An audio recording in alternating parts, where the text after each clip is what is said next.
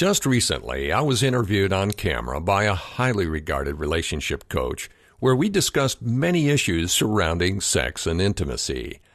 The part where things became, interesting was when I talked about how critical it was for couples to set aside at least 2 or more hours of unbroken intimate time together each week without any distractions whatsoever. Now, he proceeded to play the devil's advocate and said that it simply wasn't practical in today's extremely stressed and busy lifestyle. And how I responded to his protestations took him by surprise. My partner and I are both very busy people with our own businesses, and like most entrepreneurs, free time is at a high premium. Yet when we make love, it is for a minimum of 2 to 4 hours at a time. When I mentioned this to my role-playing host, he practically did a double take and said that couples today barely have time for 15 minutes of lovemaking, much less 2 hours. He even implied that most couples wouldn't want to make love for hours, even if they had the time. Now, clearly, quickies are not for us, nor am I capable of them given that I'm clinically impotent. So we schedule our extended intimate encounters each week. As unromantic as that sounds, nothing could be further from the truth. Imagine for a moment how your partner will feel about you and your impending intimate encounter when she or he knows that you care so much about them that you actually scheduled your most intimate time together.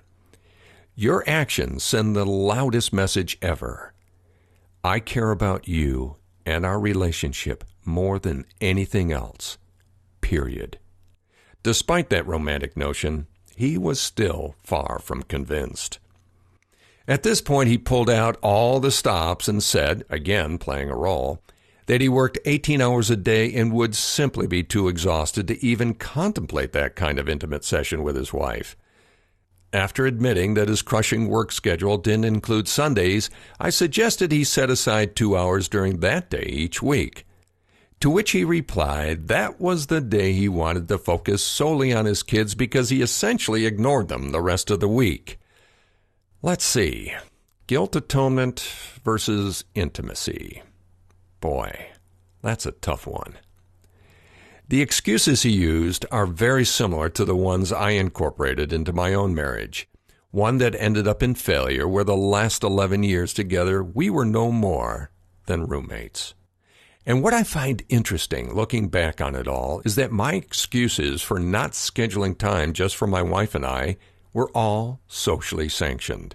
I was being a great provider, good dad, and faithful husband. Yet our failure to have the discipline to insist on extended intimate time for each other at least once a week essentially doomed our relationship in its early years after the honeymoon period was over. And you want to know what is so ironic about this? I actually told my wife just after we decided to have the kids that we should never forget who is bringing them into this world. We are the core of the family, and we must always strive to honor that and each other. Well, we forgot it pretty quickly, and that was the start of a long parade of wounds that eventually did us in. After listening to all his reasons for not being able to schedule at least 2 hours of uninterrupted intimacy with his wife, I finally had enough and asked him the ultimate question.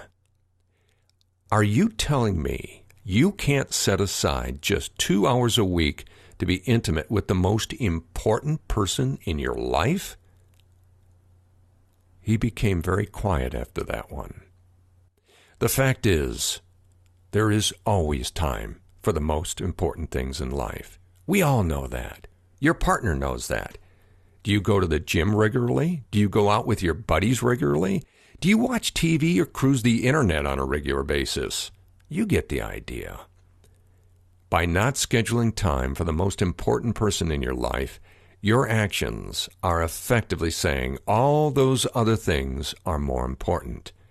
Even if your partner agrees with you, the message makes its mark just the same. If you're still struggling with the notion of how to find this kind of time for your significant other, it may be a sign that serious relationship counseling is in order. or it's time to consider that this person may not be the right one for you. You both deserve to have a life partner who is more important than any other thing or person on the planet and who sees you the same way. It is well worth considering whether the person you are with now is that person or not. And if they are, I implore you to discipline yourselves right now to set aside that time together each week. If you do, I think you'll find that your honeymoon period will reignite and only glow brighter as you go through this life together. And when that happens, everything else looks brighter and better too. Thank you for joining us for another episode of Extraordinary Intimacy with Michael J. Russell. For all speaking, media interviews, and workshop inquiries, go to michaelrusselllive.com. For private intimacy coaching, send an email to coaching@michaelrusselllive.com.